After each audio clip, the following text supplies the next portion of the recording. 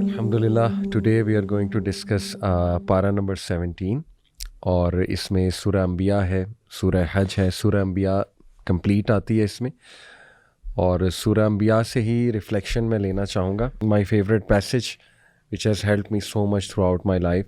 جب بھی میں ڈاؤن ہوتا ہوں تو میری کوشش ہوتی ہے ان آیات کی تلاوت بھی کروں اور ترجمے بے خاص جو ہے وہ غور کروں.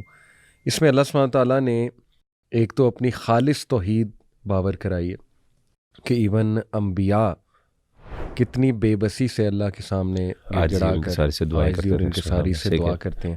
تو اس میں ایک تو توحید اللہ نے اپنی باور کرائی، سبحان اللہ. اور یہ بہت بڑا پیغام ہے ان لوگوں کے لیے جو دوسروں کے آگے گڑ گڑاتے ہیں، دوسروں سے مانگتے ہیں اللہ معاف کریں. اور ہمارے معاشرے میں تو بہت ہی غلط عقائد پائے جاتے ہیں. ایون پروفٹ صلی اللہ علیہ وسلم کو پکارا جاتا ہے، اولیاء کے بارے میں غلط عقائد ہیں. ایون وہ اولیاء کی ٹیچنگز بھی نہیں ہیں. I am sure about that. جیسے عبد القادر جیلانی رحمہ اللہ، ان کے حوالے سے بڑے غلط عقائد، آئی ایم شیور یہ ان کی ٹیچنگز نہیں تھیں. تو بہرحال پہلے تو توحید. دوسرا جو انبیاء کا تذکرہ ہے، everyone can relate to these incidents. سب سے پہلے حضرت ایوب کا تذکرہ آتا ہے. یہ میں آیت نمبر 83 to 92 پیسج کا ذکر کر رہا ہوں. وَأَيُّوبَ إِذْ نَادَى رَبَّهُ أَنِّي مَسَّنِيَ الضُّرُّ وَأَنْتَ أَرْحَمُ الرَّاحِمِينَ. اور مینشن ایوب جب کہ اس نے پکارا اپنے رب کو کہ اے میرے رب، مشکل نے مجھے چھو لیا ہے اور بے شک تو ارحم الراحمین ہے. اب یہ حضرت ایوب سے ہر وہ بندہ ریلیٹ کر سکتا ہے جو کوئی ٹرمینل النس کا شکار ہے، اللہ معاف کرے، جسے وائٹل کریج کی ضرورت ہے. اور کریج کمز فرام اللہ سبحانہ و تعالیٰ. ہر قسم کا کریج، بہادری اور مقابلہ کرنے کی ایک سکت. تو انہوں نے اللہ سے ہی اسٹرینتھ پکڑی اور بے بسی ظاہر کر دی کہ اللہ میں بے بس ہو چکا ہوں اور اب مجھے چھو لیا ہے اس تکلیف نے اس لیول پہ. تو اللہ بے شک تو ارحم الراحمین ہے، تو میری مدد فرما. پھر اللہ کہتے ہیں so we responded to him and remove what afflicted him of adversity and we gave him back his family and the like thereof with them as a mercy from us and a reminder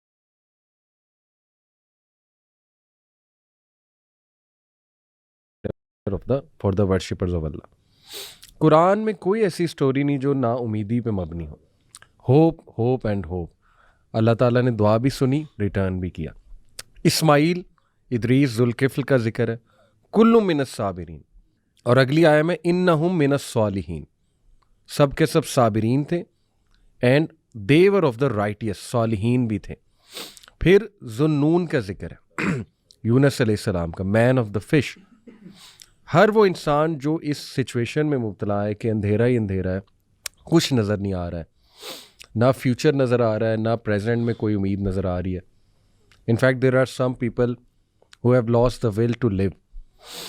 یونس علیہ السلام کی حالت دیکھیں کہ us hope لیس situation میں وہ اللہ کو پکارتے ہیں، لا الہ الا انت سبحانک انی کنت من الظالمین. تو اللہ کہتے ہیں فاستجبنا لہ ونجیناہ من الغم وکذالک ننجی المؤمنین.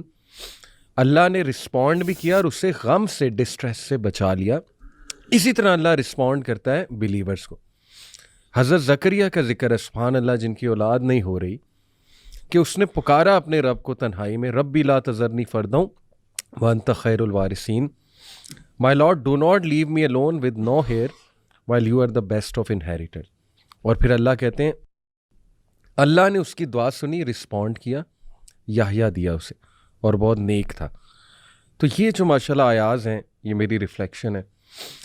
ہر وہ انسان جو بڑے غم سے، تکلیف سے گزر رہا ہے، اس کو موٹیویشن لینی چاہیے، نا امید نہیں ہونا چاہیے، دعا کرتے رہنا چاہیے انشاءاللہ اللہ سے، اور بے شک اللہ اسے ضرور ریلیف دے گا. لیکن میں 2-3 چیزیں آپ نے بات کرتے میں نے اس سے نوٹ کی ہیں، میں چاہ رہا ہوں شیئر کروں. پہلی چیز تو آپ نے کہا نا کہ جیسے کہ توحید کا حوالے سے بہت سے انبیاء کا اللہ نے ذکر کیا، ان کی توحید، ان کی عاجزی اور انکساری. میں پچھلے دنوں ایک کلپ دیکھ رہا تھا ایک شخص کا، اور ایک بھائی نے مجھے فارورڈ کیا. تو اس کے اندر وہ اللہ معاف کرے، وہ بندہ کیا کہہ رہا تھا، کوئی ریلیجس پرسنالٹی ہے کسی خاص اسکول آف تھاٹ کی. وہ کہہ رہا تھا کہ اللہ معاف کرے، خدا کی جتنی خدائی ہے، نہیں مجھے یہ الفاظ کہتے ہوئے کیمرے کے سامنے بڑی شرم آ رہی ہے، اللہ معاف کرے، اللہ تعالیٰ مجھے معاف کرے، کہ خدا کی جتنی خدائی ہے نا وہ عبد القادر جیلانی کے ہاتھ کے اوپر ایک رائی کے ذرے کے برابر ہے اللہ. اور یہ میں ویڈیو کلپ آپ کو دکھا سکتا ہوں, اللہ معاف کرے, اتنی یعنی سبحان اللہ. یعنی یہاں پہ انبیاء کی عاجزی, یعنی وہ ذنون جو ہیں حضرت یونس علیہ الصلوۃ والسلام, ان کی ہیوملٹی دیکھیں کہ اللہ انی ظلمت, وہ اپنے آپ کو اتنا اللہ کے سامنے عاجز کر رہے ہیں. اور یہاں پہ اللہ معاف کرے یہ بدبخت آدمی کس طریقے سے بات کر رہا ہے, یعنی کہ کبھی آپ تصور کر سکتے ہیں. اور یہ ریکارڈڈ کلپ ہے, یعنی in front of the camera, اور ہزاروں کا مجمع اور لوگ واہ واہ کر رہے ہیں, اللہ معاف کریں. نمبر 1. دوسری چیز میں نے یہاں پہ یہ دیکھی کہ سیدنا ایوب علیہ الصلوۃ والسلام کے حوالے سے ذکر کیا, ونادى ایوب نادى ربه انی مسنی الضر, کہ اللہ مجھے تکلیف نے چھوا ہے. ہمارا ایمان اور یقین ہے کہ کریٹر جو ہے ایول کا وہ اللہ ہے, لیکن ادب کا تقاضا یہ ہے کہ اس کی طرف نسبت نہ کی جائے. یعنی اللہ تعالیٰ یعنی صرف چھوا ہے, تھوڑا سا ٹچ کیا مجھے بس. سبحان اللہ, بالکل ٹھیک. اور اس کے ساتھ انہوں نے کہا کہ پتہ چلا کہ یعنی جو ایول ہے اس کا کریٹر اللہ ضرور ہے, لیکن اس کا فاعل اللہ نہیں ہے. جیسے علماء نے وضاحت کی, تو فاعل انسان ہوتا ہے, اسی لیے نسبت انسان کی طرف کی جاتی ہے یا پھر اس شر کی طرف کی گئی. اور تیسری چیز جو علی بھائی نے بات کی نا کہ بار بار اینڈنگس کے حوالے سے, دیکھیں ہم we are the people of happy endings. ہمارا دین جب بھی ہم قرآن و سنت پڑھتے ہیں نا تو ہمیں ایک ہوپ اور امید دیتا ہے, اللہ معاف کرے. اور اسی طریقے سے آپ دیکھتے ہیں کہ ویسٹرن سوسائٹیز کو دیکھیں, ان کے جتنے بھی ٹیلز ہیں, ان کی جتنے بھی بڑے بڑے لٹریچرز یا ماسٹر پیسز جو انہوں نے پروڈیوس کیے ہیں نا, they are all dependent upon, Allah معاف کرے, ٹریجڈیز. یعنی ان کے ہاں ٹریجڈی کو بہت اہمیت دی جاتی ہے, اور ٹریجڈی جب تک نہیں ہوتی, جتنے بھی کلاسیکل لٹریچر پڑھے, میں نے بہت زیادہ پڑھا, میرا خود سبجیکٹ تھا اے لیولس کے اندر, تو وہ سارے آپ سبحان اللہ پڑھتے ہیں تو انسان اتنا ڈپریشن میں جاتا ہے, اور سبحان اللہ آپ قرآن و سنت کی جتنی اسٹوری سن لیں, ہر اسٹوری کے اندر سبحان اللہ آپ کو کیا ملتا ہے, ہیپی اینڈنگ ملتی ہے. تو یہ ہوپ فل ہیپی اینڈنگ. اور آج کل میں سوچتا ہوں اللہ معاف کرے ایک پورا ٹرینڈ ہے, جانرا ہے, یعنی جتنی بھی اللہ معاف کرے موویز آتی ہیں اس کے اندر میجورٹی جو اللہ معاف کرے یہ جو ہارر موویز ہوتی ہیں ان کی اینڈنگز جو ہے نا جان بوجھ کے ان کو ٹریجڈی کے اندر کنورٹ کیا جاتا ہے, ٹریجڈی دکھائی جاتی ہے. یعنی ایک ڈپریشن, اور انسان نا اسے یعنی انفارچونیٹلی اس کو ایک لذت کا ایک سورس بنا دیا گیا ہمارے لیے, اللہ معاف کرے. تو یہ 2-3 چیزیں شیئر کرتا ہے. میں اپنی ریفلیکشن کی طرف آتا ہوں. ایک آیت ہے احمد بھائی, میں چاہتا ہوں کہ آپ اس پہ بھی کمنٹ کریں ضرور, اور یہ آپ سے بھی سوال ظاہرہ پوچھا جاتا ہے. وما خلقنا السماء والارض وما بينهما لاعبين, نہیں ہم نے آسمانوں اور زمین کو بنایا اور جو ان کے درمیان ہے کھیل تماشے کے لیے. اور آگے اللہ تعالیٰ نے کہا لو كان فيهما آلهة الا الله لفسدتا فسبحان الله رب العرش عما يصفون, کہ اگر اس کائنات کو بنانے والے ملٹیپل گاڈز اور ڈیٹیز ہوتے تو یہاں پہ فساد پڑ جاتا. یعنی ان ادر ورڈز یہ جو آپ کو یونیفارمٹی اور کوہرنس نظر آ رہی ہے, یہ اس بات کی دلیل ہے کہ اس کے پیچھے سورس آف انرجی وہ ایک ذات ہے.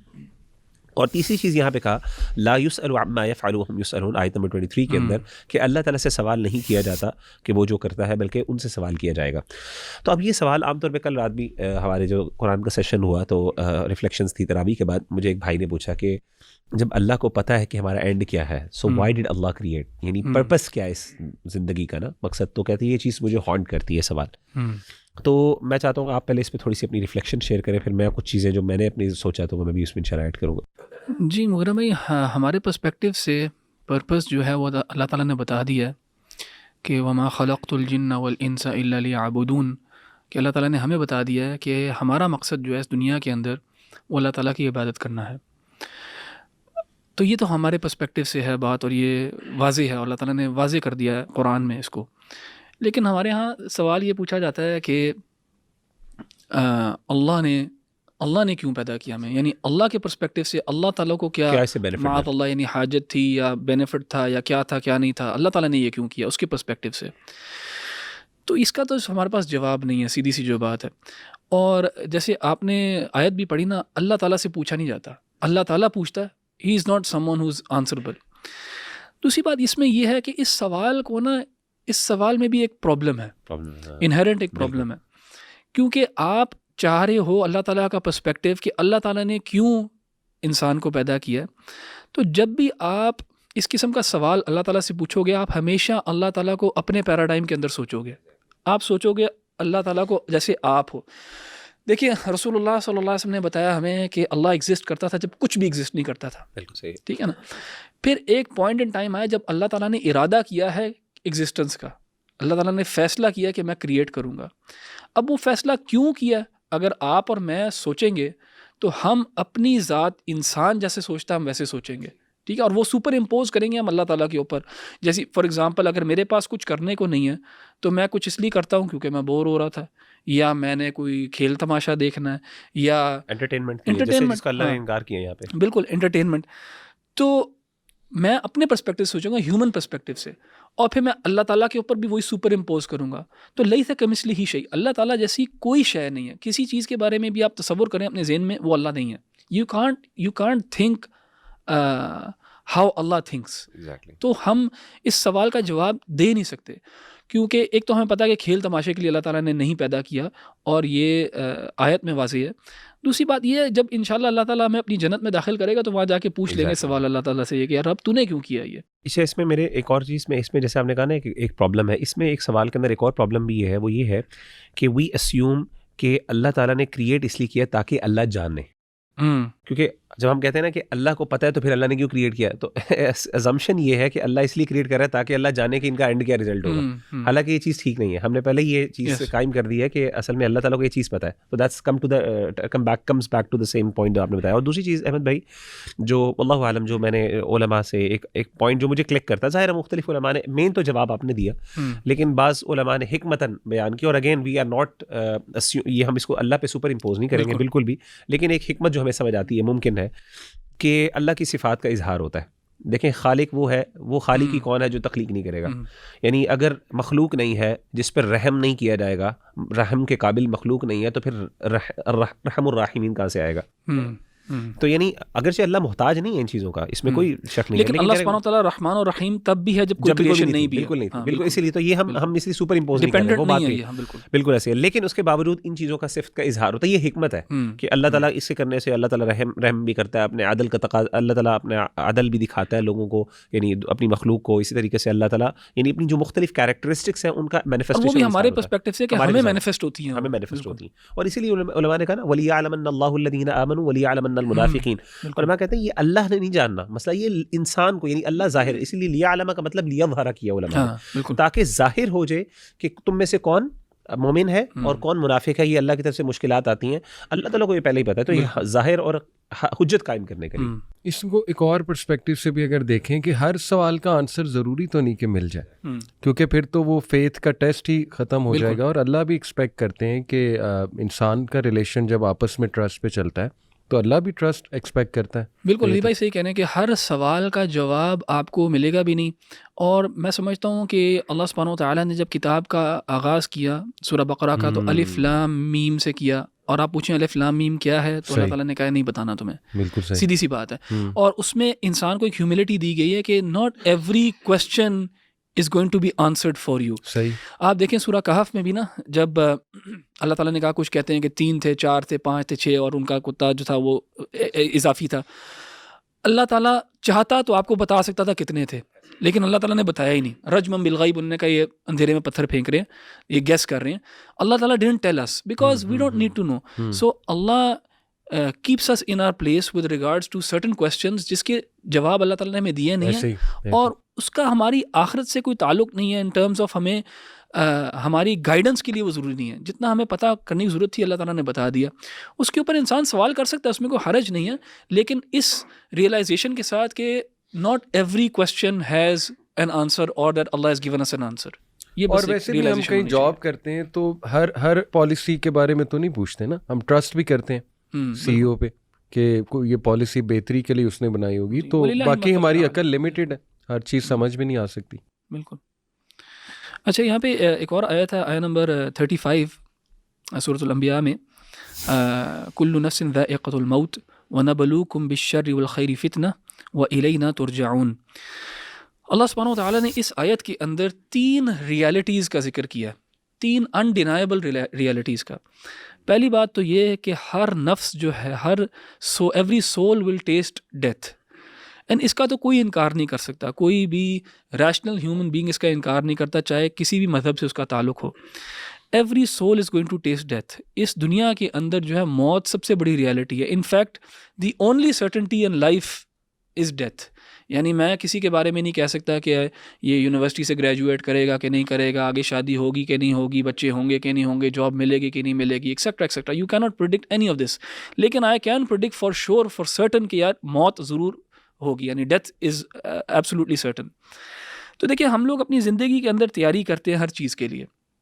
ہم لوگ یہ جو بھی میں نے جو مائل سٹونز مینشن کیے ہیں ان کی ہم تیاری کرتے ہیں، یعنی ہم جاب کے لیے تیاری کرتے ہیں، یونیورسٹی کے لیے، شادی کے لیے، اولاد کے لیے، ہر چیز کے لیے تیاری کرتے ہیں، کیوں نہ موت کے لیے تیاری کی جائے جو کہ حقیقی ہے، جس کے اوپر کوئی شک نہیں ہے۔ تو اللہ تعالیٰ نے یہاں پہلی حقیقت کا جو بیان کیا وہ ہے کہ ڈیتھ از اے ریالٹی، وَنَبْلُوكُمْ بِالشَّرِّ وَالْخَيْرِ فِتْنَةً۔ دوسری ریالٹی کیا ہے کہ یہ زندگی جو ہے ایک آزمائش، اس میں ٹیسٹ ہے، اور ٹیسٹ آپ کو کیا جائے گا with good and with evil, اچھائی کے ساتھ بھی آپ کو آزمایا جائے گا اور برائی کے ساتھ بھی، اور فتنہ کا یعنی خیر کو بھی فتنہ کا، کیونکہ کبھی کبھار خیر میں بھی فتنہ ہو سکتا ہے۔ اولاد کو اللہ تعالیٰ نے فتنہ کا، یعنی آپ کی اولاد جو ہے وہ آپ کے لیے ایک ٹیسٹ ہے۔ سو دا سیکنڈ ریالٹی از کہ یہ زندگی جو ہے یہ ایک آزمائش ہے، ٹیسٹ ہے، جو آپ کو خیر مل رہا ہے اللہ تعالیٰ کی طرف سے، اس کے اندر ایک آزمائش چھپی ہوئی ہے، اس کو پہچانو اور پھر اس خیر کے ساتھ اس طرح تعامل کرو۔ اسی طرح کچھ شر آیا ہے، یہ بھی آپ کے لیے آزمائش ہے، یعنی ہمارا پورا ورلڈ ویو اور پرسپیکٹیو یہ چینج کر دیتا ہے یہ ریالٹی جو ہے۔ اور جو تیسری ریالٹی ہے وہ الینا ترجعون، اور یقیناً ہمارے پاس ہی تم نے لوٹنا آ کے، to us is your return, یعنی to Allah is our return. ہمارا جو ڈیتھ کے بعد جو ریالٹی ہے وہ اللہ تعالیٰ کی طرف ہے۔ اور دیکھیں علی بھائی، ہماری نا اپوائنٹمنٹ ہے اللہ تعالیٰ کے ساتھ، ہم سب ایک اپوائنٹمنٹ کی طرف جا رہے ہیں اللہ تعالیٰ کے ساتھ، وقت جو ہے ہمیں اس اپوائنٹمنٹ کی طرف لے کے جا رہا ہے۔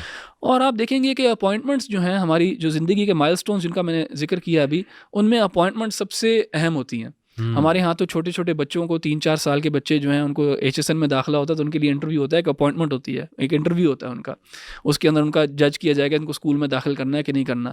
اسی طرح آپ کسی جاب کے لیے اپلائی کرتے ہیں، آپ کا انٹرویو ہوتا ہے، آپ کی ایک اپوائنٹمنٹ ہوتی ہے۔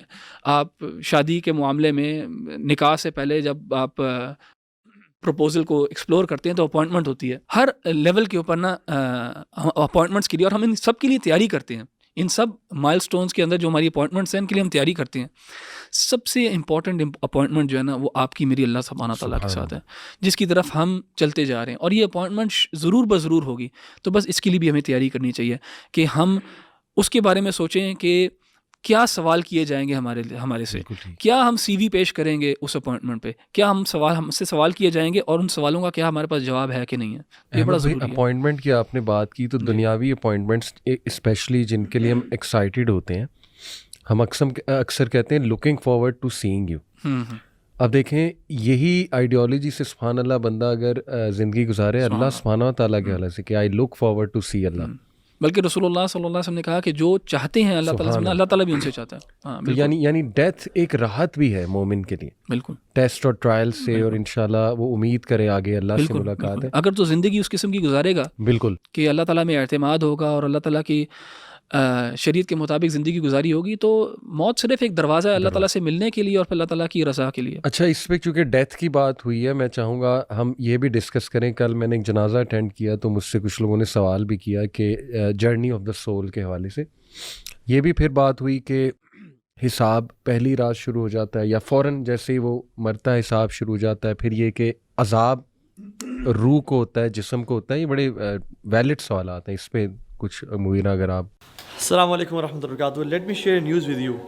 امت چینج ہو رہی ہے الحمدللہ۔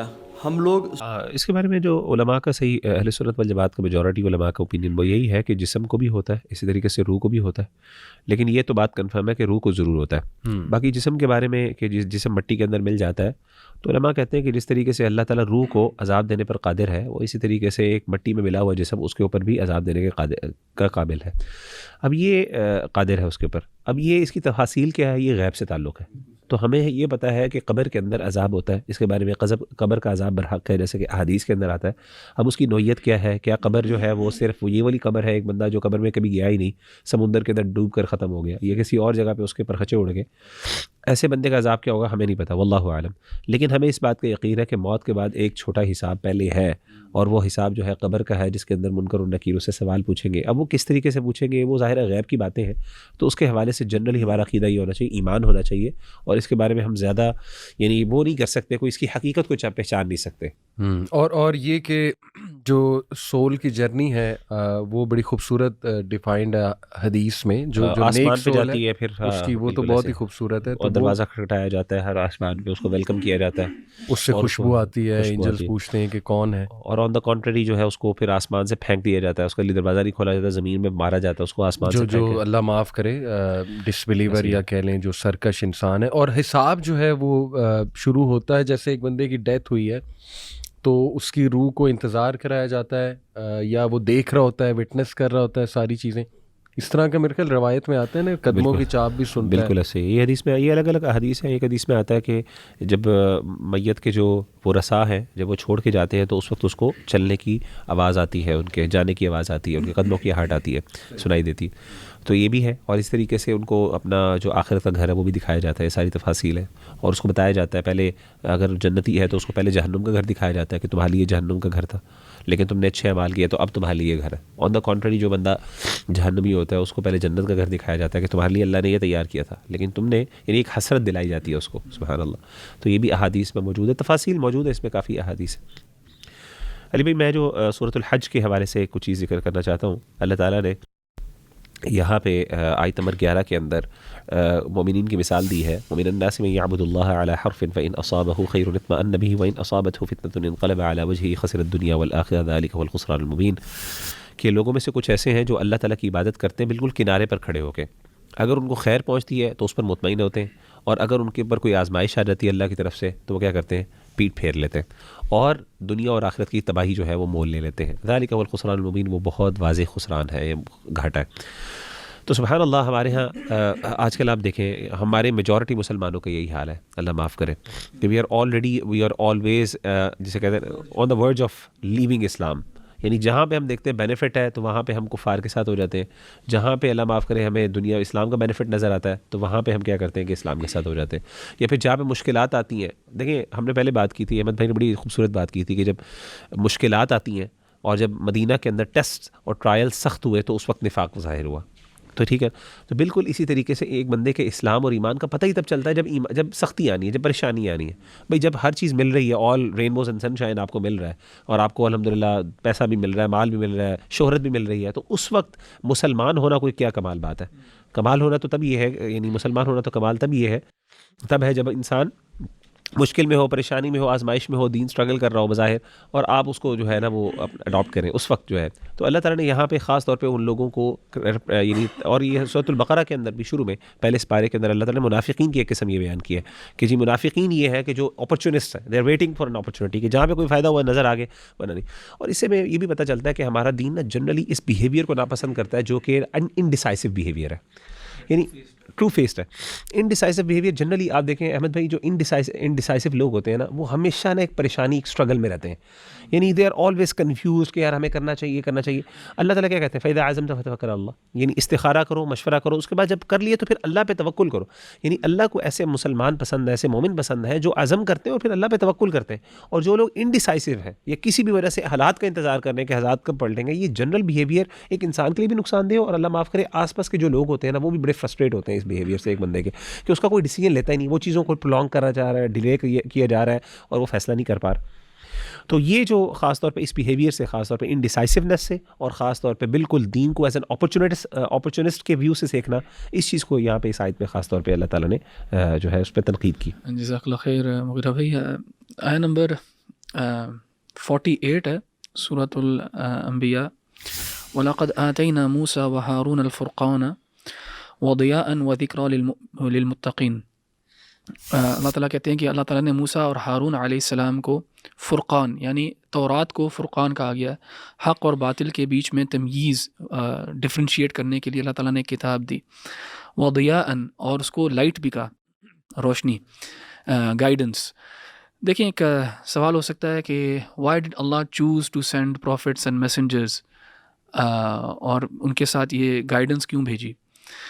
دیکھیں اس میں فطرتاً اللہ تعالیٰ نے ہمارے اندر ایک مورل کمپس ڈالا ہوا ہے، اور وہ ہمیں رائٹ اینڈ رانگ کا ایک تصور دیتا ہے.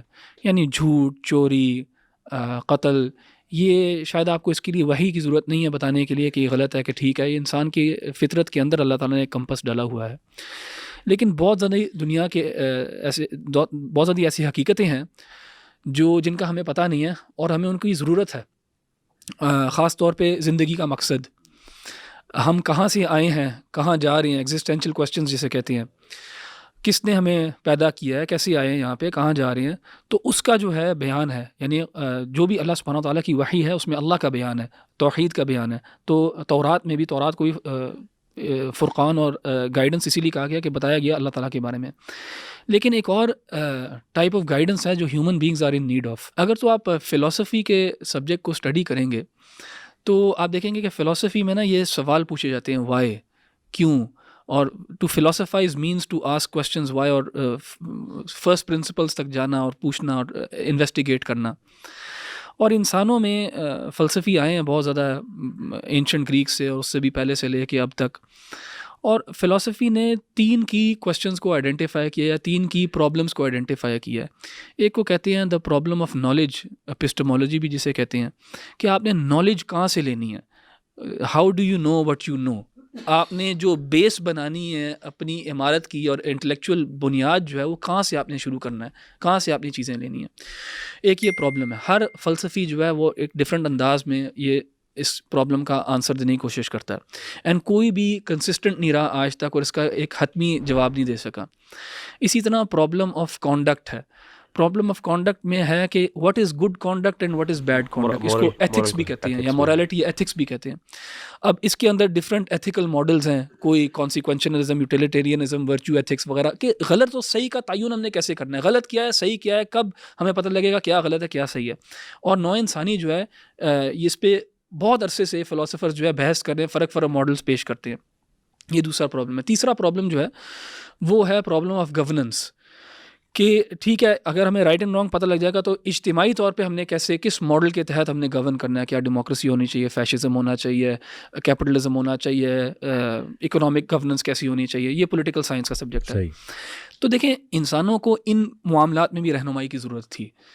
اگر تو یہ اتنے کلیئر ہوتے ہیں نا، جس طرح ہمارا مورل کمپس مرڈر اور تھیفٹ اینڈ لائنگ کے بارے میں بڑا کلیئرلی ہمیں بتا دیتا ہے، تو یہ بھی ہمیں سوال ان کے جواب مل جاتے. لیکن انسان جو ہیں وہ ہمیشہ کوشش میں ہی رہے ہیں ان کے جواب ڈھونڈنے میں.